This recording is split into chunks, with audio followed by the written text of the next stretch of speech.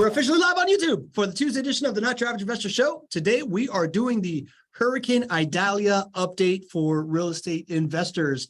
I'm your host, Pablo Gonzalez. With me, as always, a man I affectionately like to call GC because of his genius concepts, because he knows how to generate cash flow, because he's a great co-host, and because his name is Gregg Cohen. Say hello, Greg. Hello, everybody. Great to be with you. You're about to jump in there, weren't you? You know, when you say hello, Greg, I follow instructions and I don't deviate. Okay. I'm a rule follower. I really tested you there.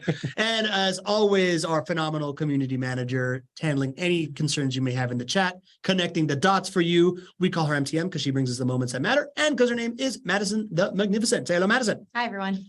And if you haven't heard and you're curious about rental property investing, we got a course for you at notyouraverage.com.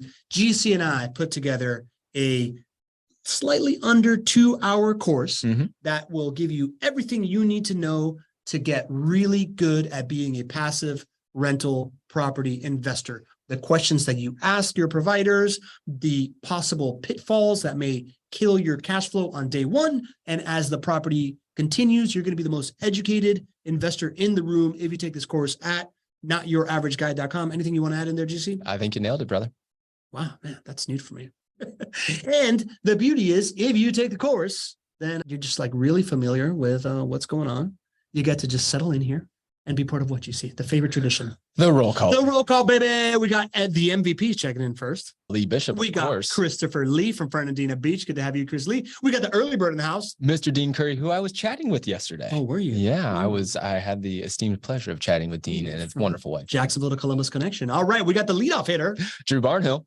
No.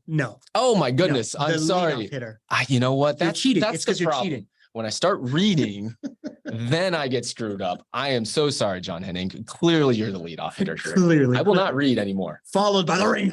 Drew Barnhill. And formerly from our Lewis Hudnall, from our formerly favorite place to mispronounce, Milipitas, he is now rocking and rolling in Rockland, California. We got to come up with something new. All right. I like that. Lewis, we got the maven, the real estate maven of the mountains of Colorado. Leslie Wilson. You know that one. We got Tony D in the house. There we go. Tony D. We got Lita Song is back. Lita, investor from Minnesota. Stay safe during the storm in Florida. Thank you, Lita. Happy that you've made this a tradition. We got my buddy, Bob Wiesner. All right, Bob. Good to see you, buddy.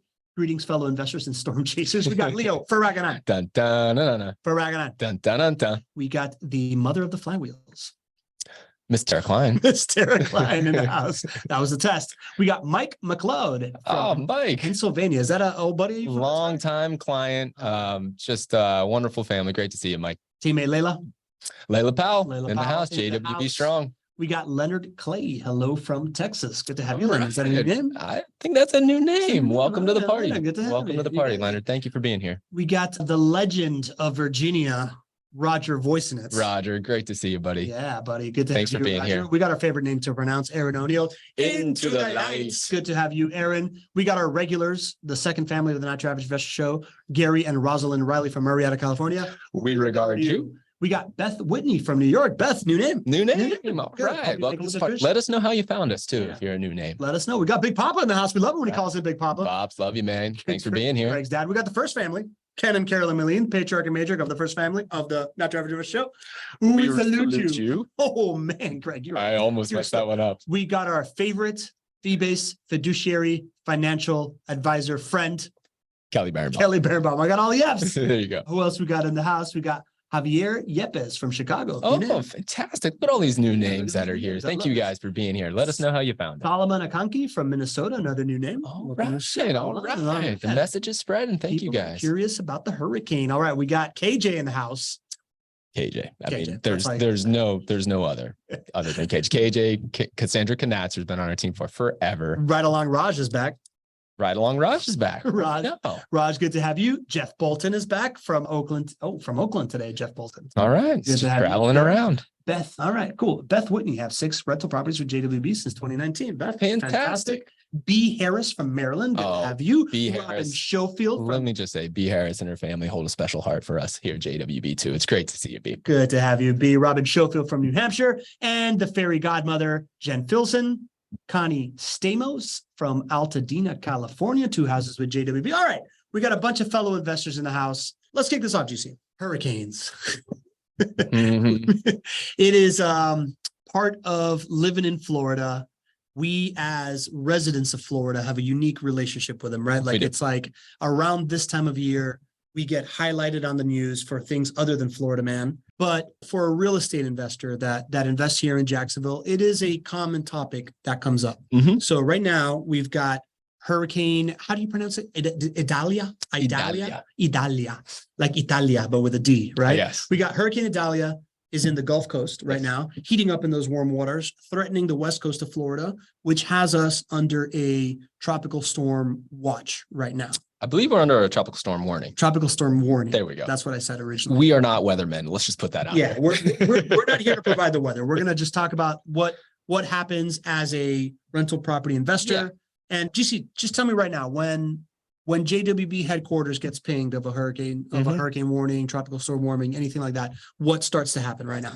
Well, our first thoughts go to how do we protect people and how do we protect properties in that exact order. So the great thing is that in order to prepare for a storm like this, if you are just starting to think about how to protect 100 or so odd people here inside the walls of JWB, plus the thousands of people in our network that support the activities of these investments, plus the thousands of residents who live in these investments, in this investment homes for us, plus the thousands of properties. If you're just starting to think about that, like on Monday, when I first really started to hear about this storm, that's too late.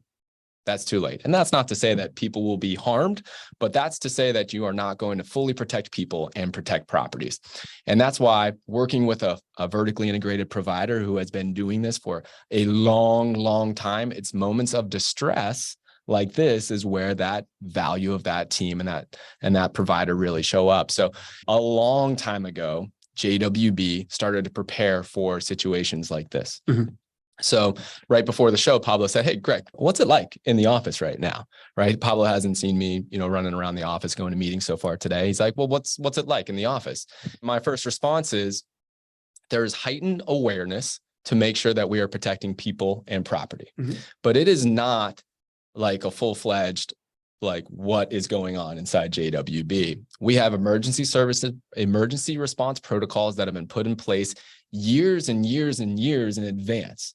And so when something like this comes up, we simply reshare that PowerPoint through everybody on our team.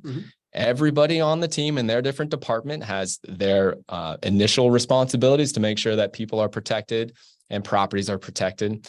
And then we have our during the storm protocols that are in place to make sure that everybody is protected. And then we have our post-storm protocols.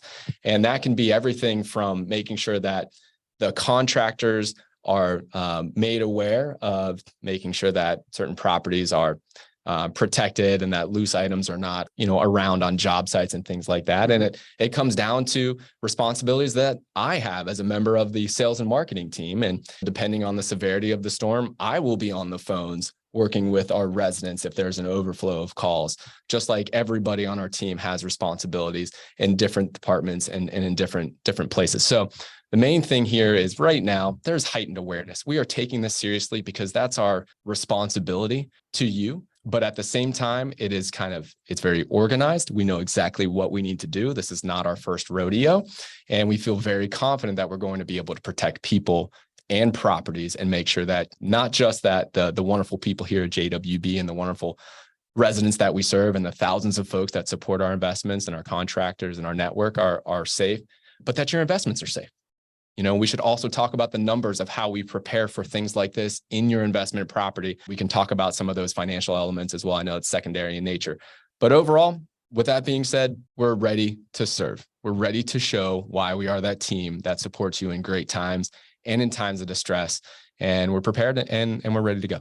Got it. So we're doing this show right now because we know that this is a hot button topic. We have the opportunity, since we have this regular show on Tuesdays and Thursdays, to host a press conference of sorts, right? So if you're here because you have a general concern, you have a specific question, pop it into the Q&A. We'll get into it. Otherwise, I'm just going to pepper Greg with what are these processes, what's going on, how he's thinking about it, how JWB has handled this stuff in the past, right? So happy to have you answer questions. As of right now, there's actually like two storms. We're in between two storms, right? There's one that's in the Atlantic, and then there's Idalia that's in the Gulf that's going to cross the state, and it looks like it's going to skirt just north of Jacksonville. Of course, we never really know exact paths of hurricanes. It's bound to jump, but it should hit us somewhere between like tropical storm force to low hurricane kind of like capacity if it does, because it's got to cross land, right? We're used to that type of stuff. Right now, when this stuff happens, if you're a Floridian, you're kind of used to this, right? Like we start getting these news alerts. There's like a heightened tension around people go get their cars full of gas. People go to the grocery store and stock up. What is JWB doing? I think this thing's supposed to be here somewhere like really early Wednesday morning. Mm-hmm. Right now we're about, I would say kind of like 24 hours out, right? Like maybe around 24 hours out. You guys have job sites and then you have tenants. Mm-hmm. How do you divide the responsibilities right now? What is happening? Well, everybody on our team, of course, has those responsibilities divided. So the most important thing first, we need to understand what we're doing with our office and how we're going to be able to serve all of those folks that we need. So the decisions and those decisions are a little bit fluid too. So what we have decided is that we'll be closing the office tomorrow for JWB. We'll let Thursday play out how Thursday is going to play out. We'll make that decision as far as if there's future office closures, and we'll communicate that. But now we know that our team will be staying home and we'll be working from home tomorrow to serve you. And the other things that we need to make sure are just taking care of what I would call the easy to take care of items that sometimes can become problematic if you don't. So as we mentioned, we serve over 5,400 residents. So we've made sure to communicate with those residents and remind them, listen, this is a storm. Maybe some of you have been through a storm. Maybe some of you haven't. Some of the easy things that you can do is remove articles that are outside the home so they don't become projectiles. We remind our residents that we're here to support them. We have support before the storm, during the storm, and after hours as well for any residents that are having issues. And so we let them know about how we have that extra layer of support for our residents. On the contractor base, there is a reason why you work with a vertically integrated provider who does this much volume. Let's stop on the resident part there. All right. So the support is like a 24-hour hotline and a plan to man the phones, right? So like you are proactively communicating to residents as far as like, hey, if you've got a beach umbrella out there, close it and bring it indoors, or any kind of like projectile that could do anything like that. The homes that JWB offers, do they have hurricane windows? Are they equipped with shutters? Are residents supposed to like put their shutters on or anything like that? I don't know the answer to that question. I don't think it's a general statement across all of the homes. I wouldn't even know how to give a good general answer on that. I would probably say no across the board, but that's one I haven't thought of until right now. All right, there you go. All right, maybe you can come back with that one. Okay, so then the instructions to them is, hey, take care of this property. Here are the things that you can do, and then they're expected to. Yeah. So living in Florida, we know what it's like to live through a tropical storm or to have tropical storm force winds. This has happened every year that we've been doing the show. And so we've had a show that has been somewhat similar to this. And when you have winds in the 30, 40, 50, 60, potentially higher range, we know how to take care of those homes. A better answer than I probably just gave as to not to focus on whether they have hurricane shutters and things like that, is that our homes are built with materials and renovated with materials to withstand hurricane force winds and things of that nature. You can't renovate and build homes in today's day and age in Jacksonville unless those are rated. It's written into the code. It's written into the code. Correct. So that's probably a better answer. I was focusing more on the hurricane shutter part of the question. But anyway, so big picture is, most of our residents are prepared for this. As a resident of Jacksonville, we are prepared for this. And doing the simple things is the most effective most of the time, right? If the storm would progress and it would lead to a place where evacuations would be recommended, we would also support with that message and help residents know what to do and where to go. But I think it really comes down to two things when you're serving residents in this initial part of the support stage, which is remind them of the simple things that we can do to prevent bigger problems, and then be there to support them. And phone support before, during, and after is the most important thing. I will share with you though, when there is a storm going on Wednesday, as it hits in the afternoon and in the nighttime, we're not going to send contractors out in the face of danger when there's still a storm going on. So there may be limited things that we can do to solve the problem right there if a storm happens to knock a tree down or something along those lines. Yeah. But we're there to support, and we're there to let them know that we're here. And as soon as we can have a contractor go out and it's safe to tarp the roof or to take care of those items, we're there. Our team is there. Our contractor base is there. Got it. All right. So that was well answered. So homes are built and renovated to withstand hurricane code. We've talked about this a lot in past shows. It's this idea that when Hurricane Andrew came through here in 93, the state of Florida got real busy into codifying hurricane resilience into the building code, right? So anything that's built beyond 1993 or renovated has these like really, really strict requirements to withstand these storms.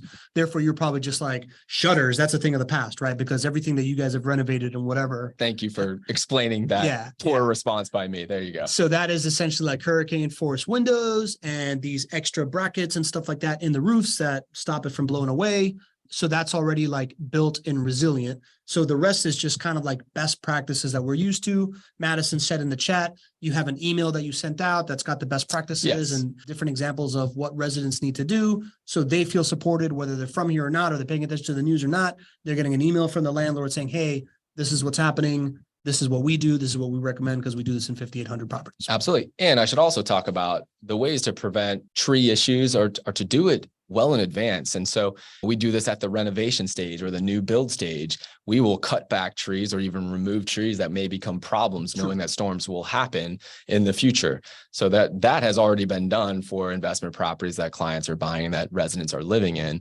And then throughout the process of managing the home, when we see a tree that maybe has grown in the 5 years or 10 years that a resident has owned it, proactively, we will make recommendations to cut those trees back. So there's a lot that we have done proactively to avoid potential issues, because again, this is not our first rodeo. And so hopefully what that does is just really limit the bigger problems that could happen if that proactive approach wasn't taken. Yeah, a lot of proactivity is talking about, right? Like it's being prepared for this way ahead of time. This is not a fire drill for you guys. This is something that you'll practice. You have a manual for, you have standard operating procedures for. You have seen this and lived through this over the last 17 years doing this stuff and have gotten better and better at doing it. One of the things that you're about to talk about, right? Like it's great that you're there to support them on the phone. Something happens, what people want is contractors to their house to fix it, whether it is the resident or whether it is the investor. So you were telling me a little bit about the contractor side of it. This is one of the most important things when you're in a time of distress. I mean, that's really where the vertically integrated approach shines.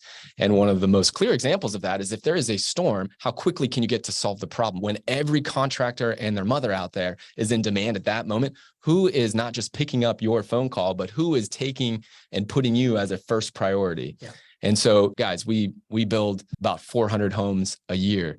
We manage 5,400 rental properties. And so you can imagine the level of volume of not just the big builds, but the, call it $2,000, $3,000, $4,000 jobs that we send out to our contractor base on an annual basis.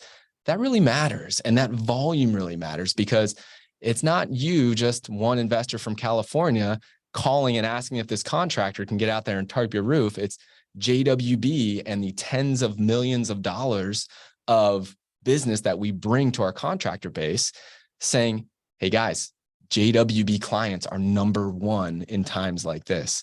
And so that will be the case. Now, as we're moving into post-storm, we are a top priority for our contractor base, which means you're a top priority for our contractor base if and when things happen after the storm. So think about things like tarping roofs. If there are issues with trees, which is the most common thing, those things are going to be handled as quickly as possible, and it will be handled much faster and for a better rate than you would have if you didn't work with a vertically integrated provider. I can't even begin to emphasize how valuable that is, right? Like me having come from the construction industry prior to this, when a hurricane hits, you know, if things get hairy, right? Like if a storm really, really hits, every contractor in the area is all of a sudden the most popular person on their block. Yeah. Right. Clients that they haven't heard from in a long time are reaching out to them. They're able to, in some scenarios, charge exorbitant prices because all of a sudden, same supply, demand for their services goes way up. for us, when we were building hospitals in South Florida, we were the same way. We were the 800-pound gorilla, and therefore we had contractors on, like on hold if emergencies happen to come and respond first. And that is something, again, that you have to do very proactively. And if you are just a single property manager, or you're only managing 20 homes, or, I don't even know how many homes, but like, if you don't have a consistent flow of work, that you have your own team that you feed all the time, and they see you as their bread and butter and their number one source of business, then you are going to get put in the back of the line, right? So like, to me, this is one of the really, really big examples of this vertical integration approach, and the fact that you have construction going on year round, you have remodels going on year round. When you call these folks, they're actively on your job sites yesterday. So in 2 days after the storm passes, they're going right back to the job sites that you get them to. But it's one thing to be proactive and prepare stuff, but the time to reaction and the time to get that service when it's raining and there's like a patch in the roof will greatly mitigate future issues inside your property. I think that that's huge. Well said. Well said. It leads to hundreds, if not thousands of dollars of additional cost if you don't have this in place in one way, shape, or form. Yeah. So speaking about that, Beth Whitney has a question. She's asking, how would you prioritize repairs if there is a major impact? Are we responsible for the follow-up with the insurance company, or do you have someone on your team to assist with this? Great question. We'll take the second part of the question first, which is insurance. And is our team prepared to assist with this? The absolute answer is yes. We are here to assist with this. You have an entire portfolio management team at JWB whose role is to make sure that you're taken care of. And that extends beyond just regular property management.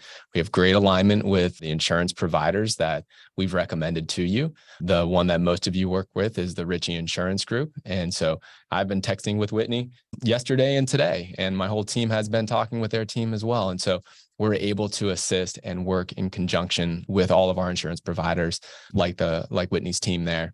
So yes, absolutely, we'll be there to assist. That's not to say that we can do it all without your support, right? We do need some information from you if something would happen.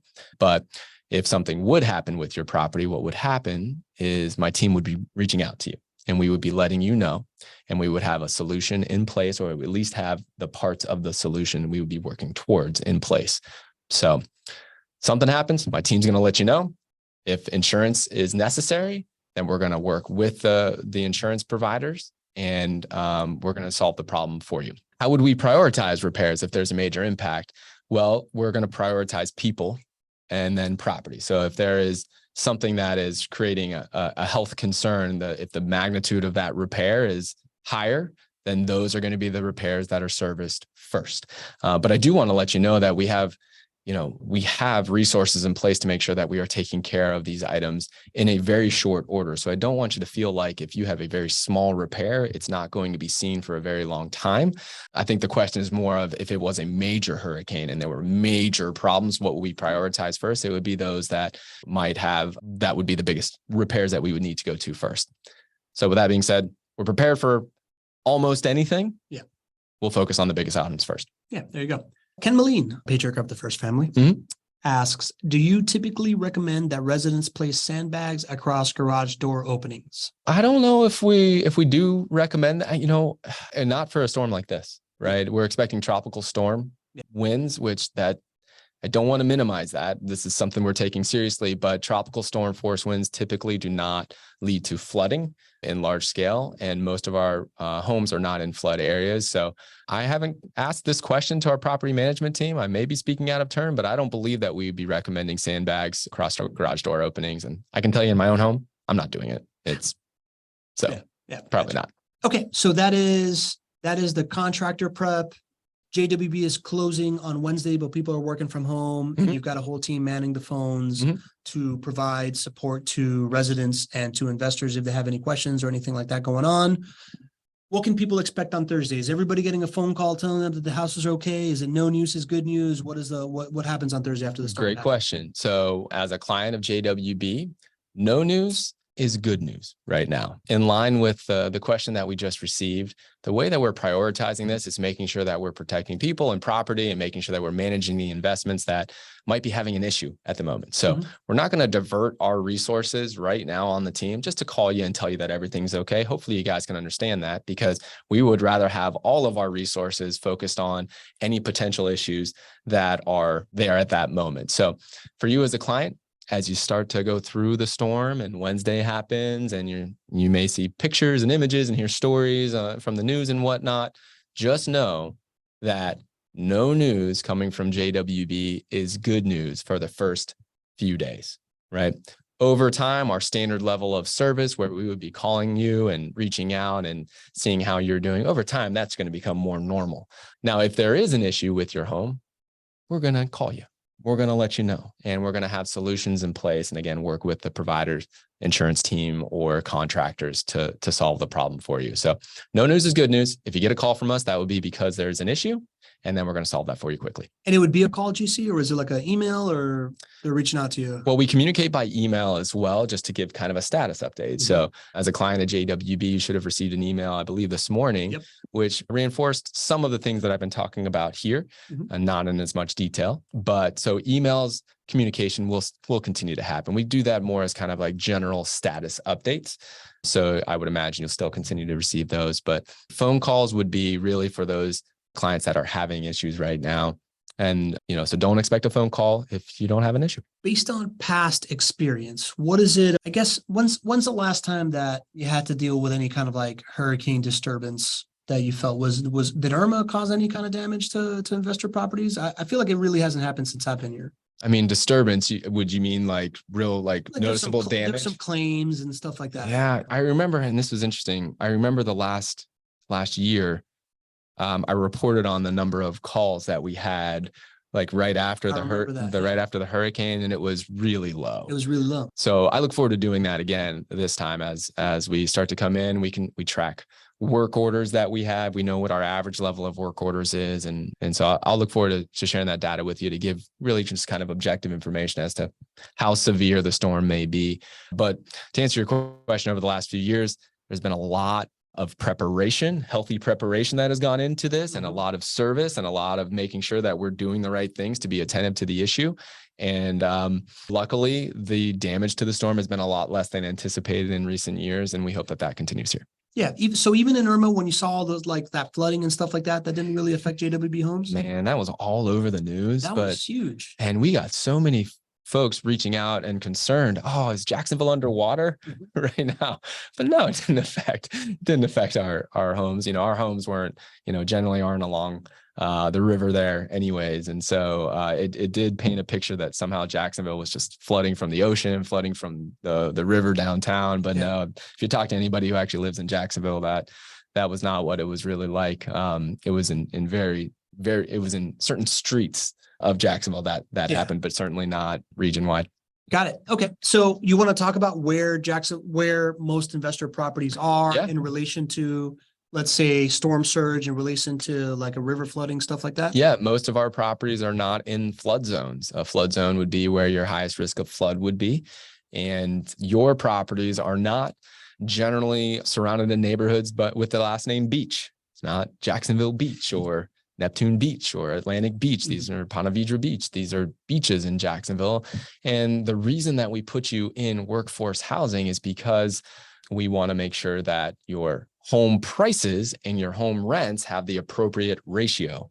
Well, anything with the last name Beach has way too high prices to support the rents to be able to deliver positive cash flow for you.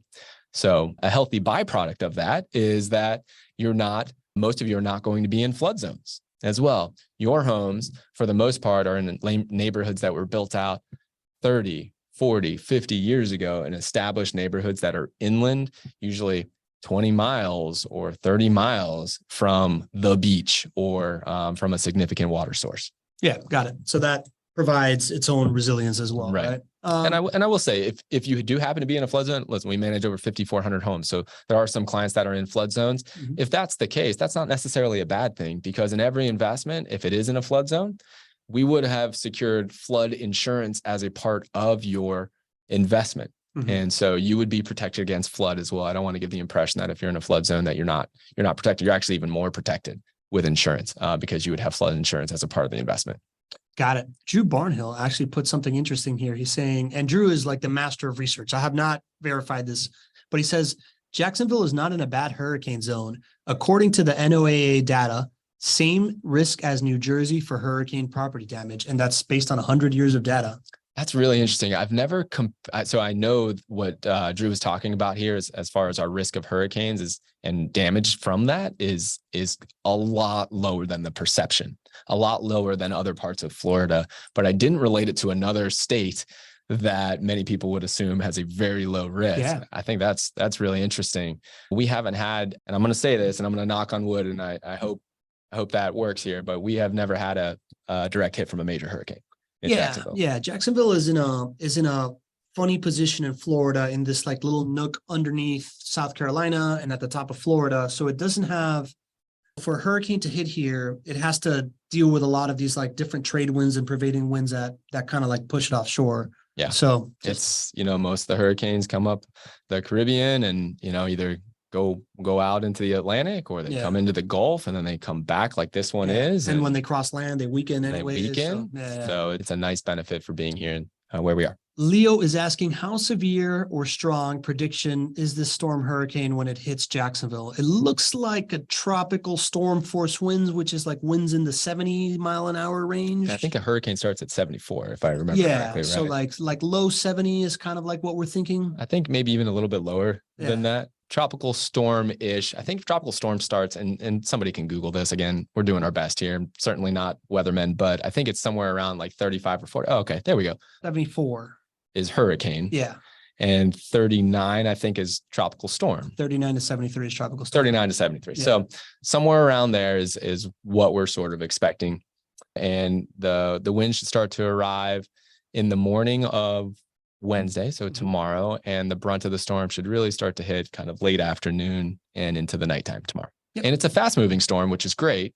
So it should make its way very quickly on. And, I was actually watching the weather last night and they said it's going to be a nice weekend. So nice. Yeah. Fast moving storm means less rain. Yes. Right. Because it moves forward and it doesn't just stay on top of you, dumping less like it flooding. did in Houston that one time. Yeah, exactly. Yeah, that was terrible. So Beth Winnie has another question. She would like to ask about homeowners insurance. She received her first bill for 2023, 2024, and it went up over 50% from $1,300 to $2,000. Do you anticipate this being a trend for all areas and properties in the area? So this is an insurance question that's not necessarily related to the hurricane here. It's more of other factors. And so we'll kind of separate the hurricane discussion from this, and we can talk about if that would affect this as well. But this is largely about other things than the hurricane.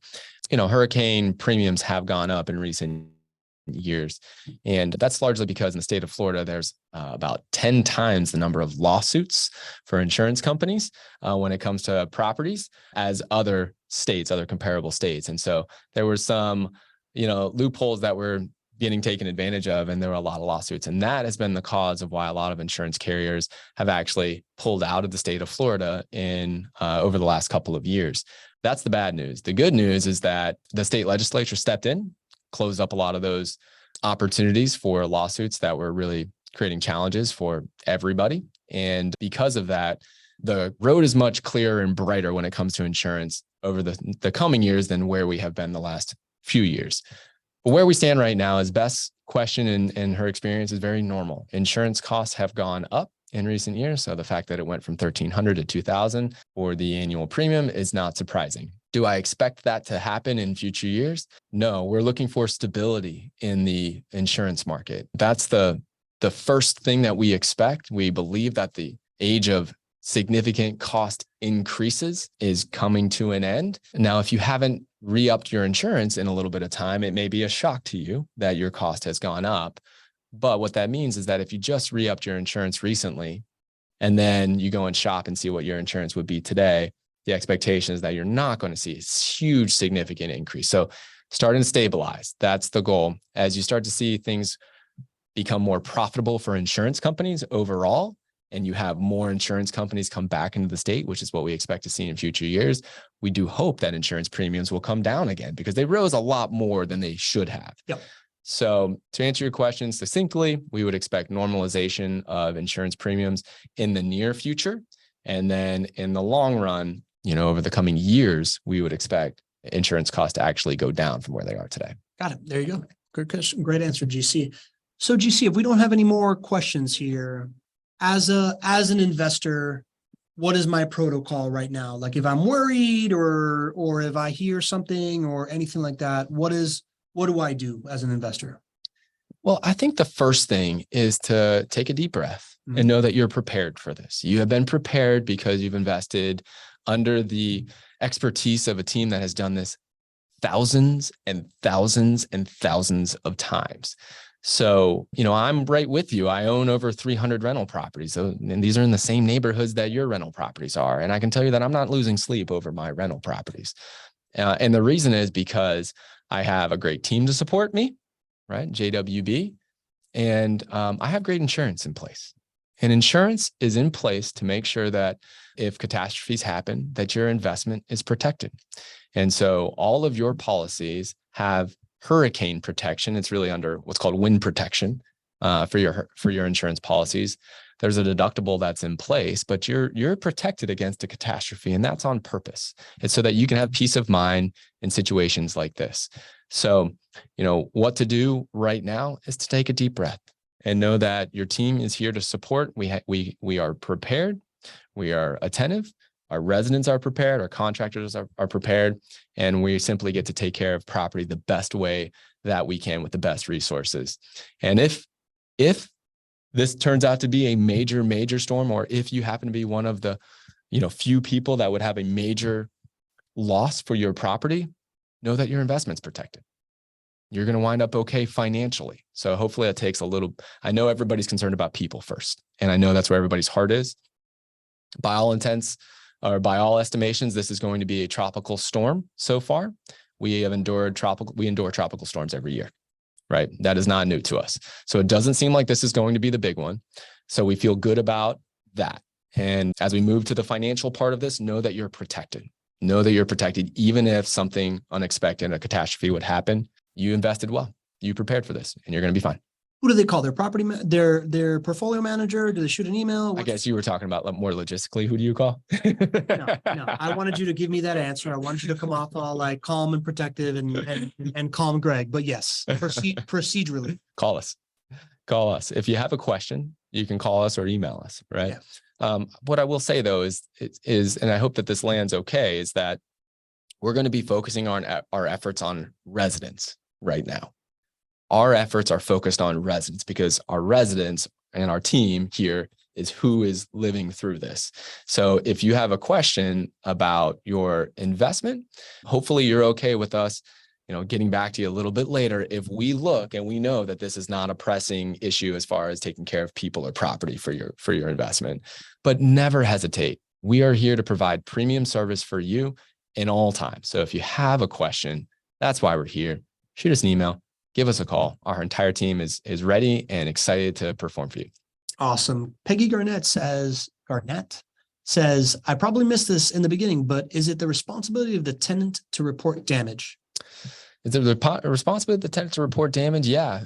If there is significant damage, it's in the lease that the resident has to report significant damage. But I don't think you have to worry about that. Residents are very, very good at reporting any damage, even if there isn't a storm. So even the low threshold of things, residents are very good at reporting, and we want them to be. We want to take care of that living situation for them. Got it. And Ken Moline in the chat, always adding value here, says to Beth's question of the insurance going up, he says, check with your insurance company to see what adjustments in coverage can be made to lower premiums. We've added arbitration clauses to lower rates about 20%. That's right. We've heard multiple times of this like rate increase, but then you go back to the insurance team and they're able to like negotiate some. So absolutely. That's a great idea. And Whitney and her team are very, very skilled at finding different opportunities for us to drop the premiums. Sometimes you want to give up certain things. Sometimes you can have a higher deductible and that'll drop your premium. Sometimes you can, and I don't really know all that about our arbitration clauses, but what I would say is it's a great idea to reach out to your insurance teammate. Whitney's team at the Ritchie Insurance Group is the preferred vendor for us, or any insurance teammate that we work with. Awesome. GC, you don't seem particularly worried about this. Are you? I mean, you have 2 kids, a home in a beach neighborhood. What are you doing? What's kind of like your protocol?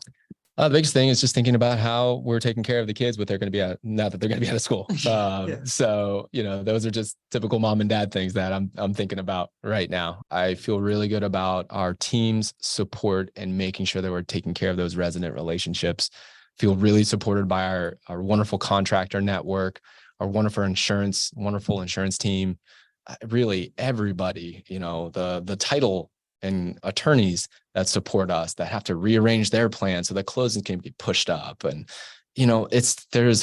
this level of support helps me sleep well at night. And I hope it helps you sleep well at night too.